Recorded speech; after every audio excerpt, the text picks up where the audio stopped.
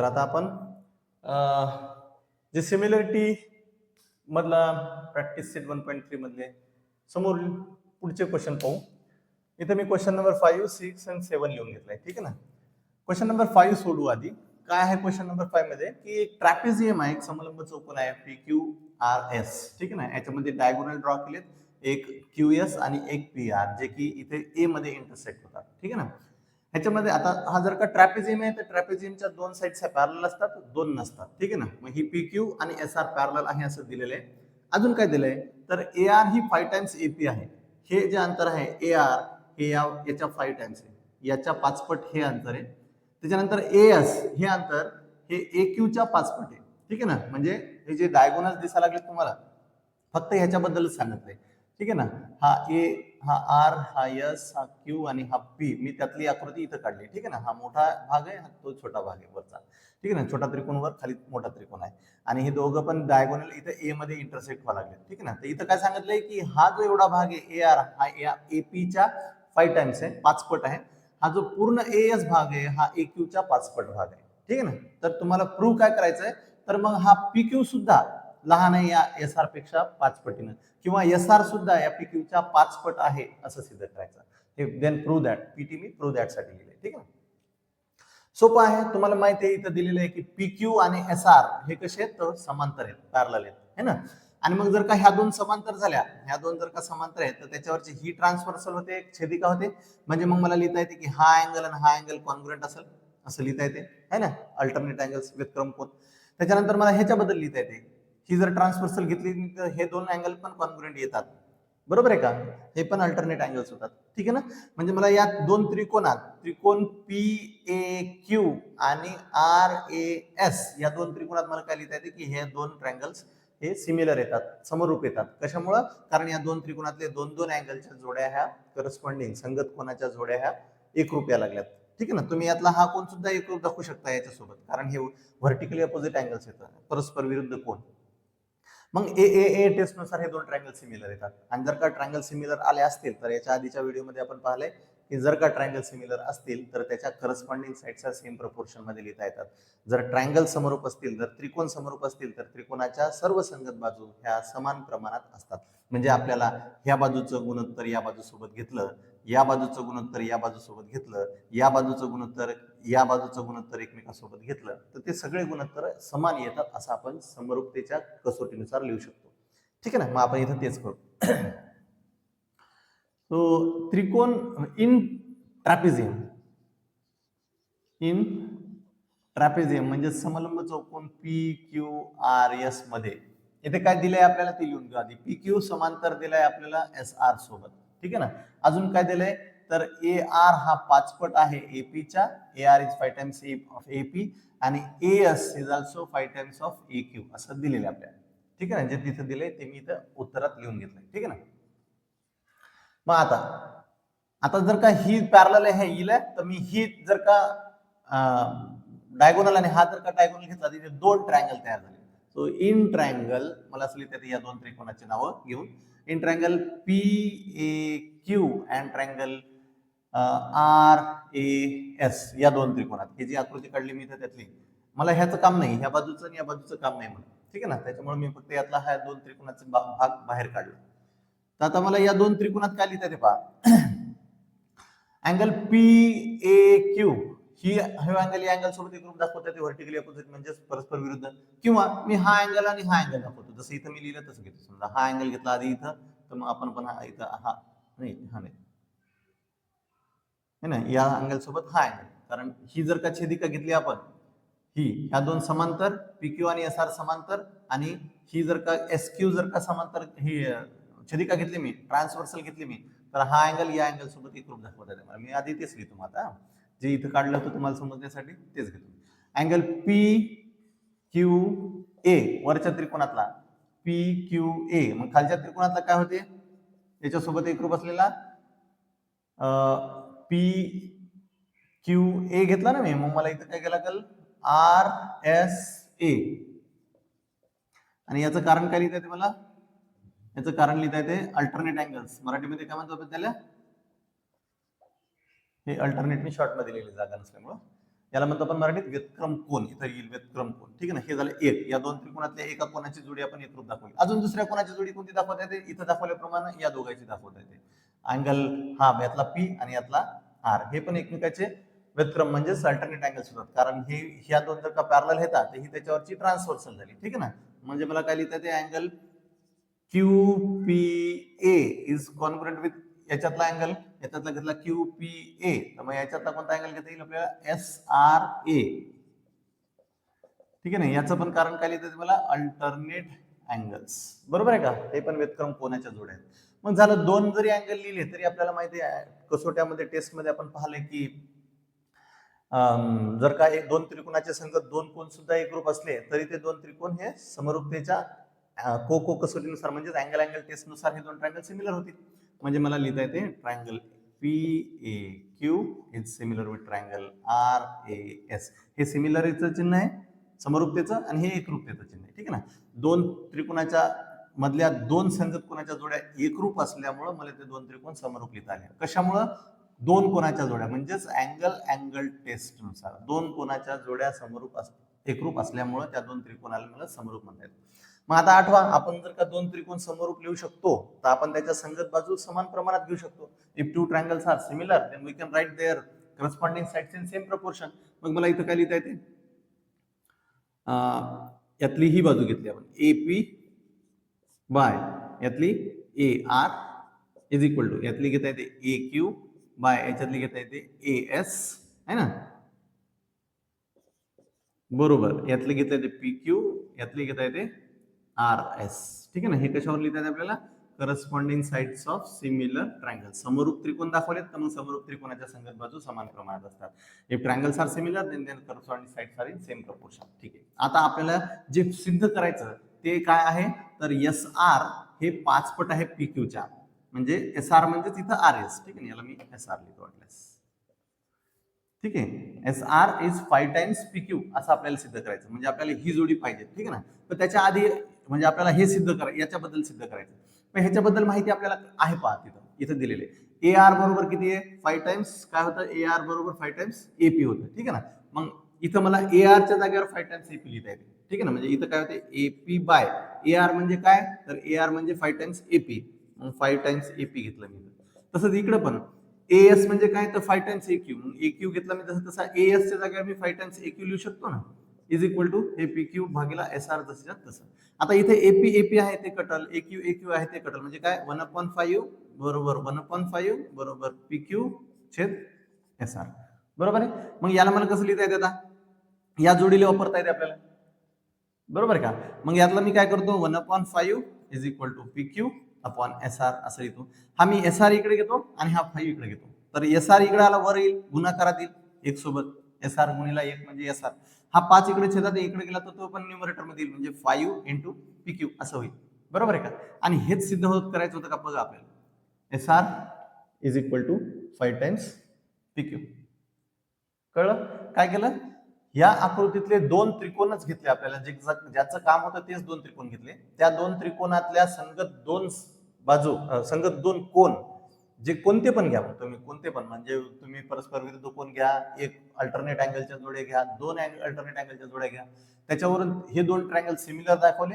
आणि ट्रायंगल जर का सिमिलर आले असतील तर त्याच्या करस्पॉन्डिंग साइड सेम प्रोपोर्शन मध्ये लिहिता येतात. त्या लिहिल्या, जे दिलेली माहिती आहे ती याच्यात ठेवली आणि याला सोडवलं. समजलं? चला आता पुढचा क्वेश्चन घेऊ, जो की 6th वाला आहे. 6 मध्ये पण जसा 5th वाला होता त्याच्यासारखाच एक ट्रॅपेझियम दिलेला आहे ना. सो इन ट्रॅपेझियम इथे नाव बदललंय, फक्त ABCD केलाय. ठीक आहे ना, ABCD या ट्रॅपेझियम मध्ये AC आणि BD हे दोन डायगोनल्स कनेक्ट केले आणि त्याच्यात ते एकमेकांना O मध्ये इंटरसेक्ट होतात. तर आता याच्या आधीचा जे 5वं गणित घेतलं आपण, त्याच्यात काय केलं होतं आपण? यातले हे दोन त्रिकोण जे आहेत हे दोनच त्रिकोण घेतले होते, आठवते? ठीक आहे ना, म्हणजे इथं पण मला तसं करता येते.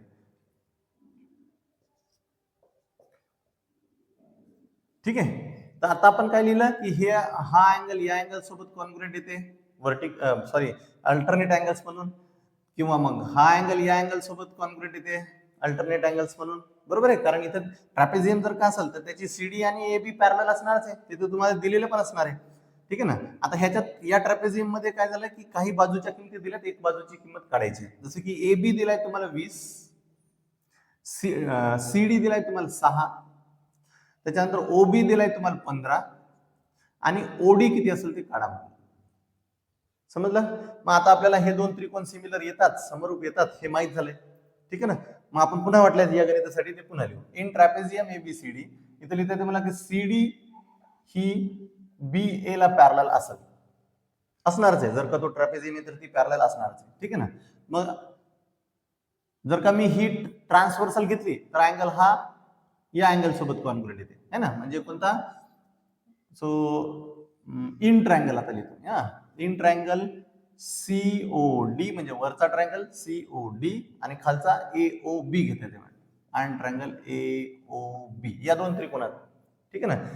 आता ही जर का पॅरलल आहे हिला, तर ही जर ट्रान्सव्हर्सल घेतली तर हा अँगल या अँगल सोबत कॉन्ग्रुएंट लिहिता येते. म्हणजे कोणता, बघा त्या आकृतीत दिसते तुम्हाला angle DCO is congruent with angle, हा घेतला मी DCO. मग ह्या अँगल सोबत हा अँगल म्हणजे कोणता, मग BAO. काय कारण, व्यतिक्रम कोन म्हणजेच अल्टरनेट अँगल्स. समजलं. दुसरी जोडी घेऊ आपण ही, म्हणजे CDO घेऊ या त्रिकोणातला.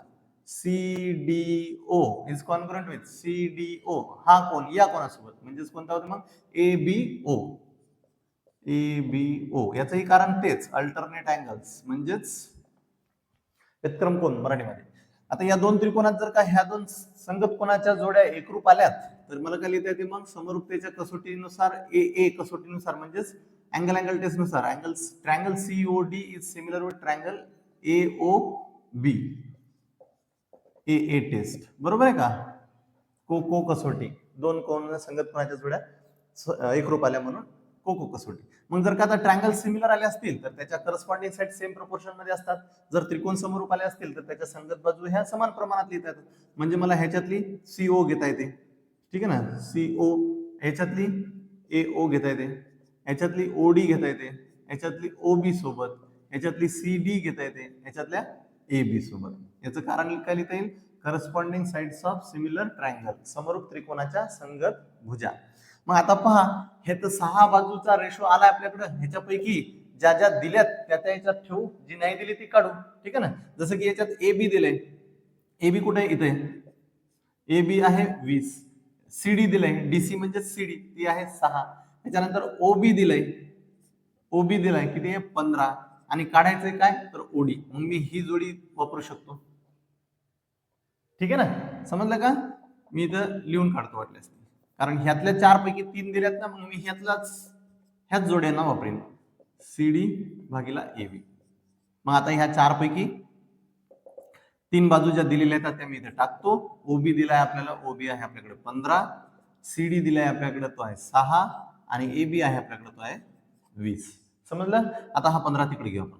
OD बरोबर OD ची किंमत काढायची, मग OD इकडे राहू देऊ, 15 तिकडे घेऊ. सो 15 हा मल्टिप्लाय मध्ये जाईल, डिवाइड बाय हा 20 असेल. मग याला डिवाइड करा.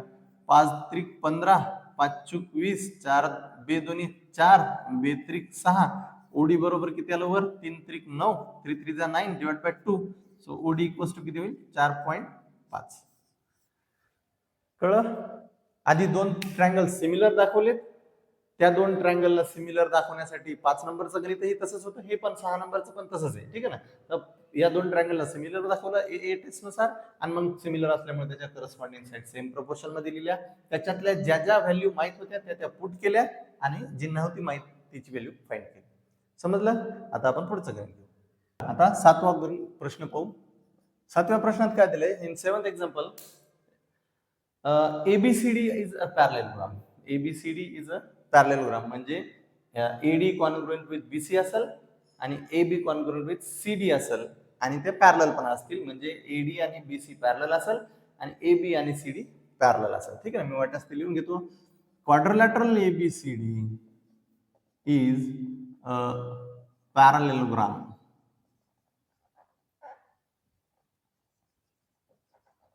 मग पॅरलेलोग्राम जर का असेल तर मला काय लिहिता येते की AD is congruent with BC and AD parallel to BC, हे पॅरलल पण असतील आणि कॉन्ग्रुएंट पण असतील, बरोबर आहे. तसंच अजून कोणती, तर A B congruent with C D आणि ए बी ही सी डी ला पॅरलल सुद्धा असेल. म्हणजे एडी आणि बीसी पॅरलल असून, एडी आणि बीसी पॅरलल असून त्या कॉन्ग्रुएंट असतील, ए बी आणि सी डी ह्या पॅरलल असून त्या सुद्धा कॉन्ग्रुएंट असतील, बरोबर आहे. ठीक आहे, आता पुढे काय दिलंय पहा, तर इथे काय केलंय की ए बी ला पुढे एक्सटेंड केलं आणि इथून डी मधून ना इकडे ए बी ला जॉईन करण्यासाठी इथे टी पॉइंट काढलाय, ठीक ना. तर इथे तुम्हाला असं प्रूव्ह करायचंय की डीई हे अंतर गुणिला बीई हे अंतर बरोबर सीई हे अंतर गुणिला टीई हे अंतर, ठीक आहे ना. हे जर तुमच्या लक्षात येत असेल ना, तर हा रेशोच मल्टिप्लिकेशन मध्ये कन्व्हर्शन केल्यासारखं दिसते. तसं समजा दोन त्रिकोण कोणते पण असतील, त्या दोन त्रिकोणात जर का असं लिहिलेलं असेल,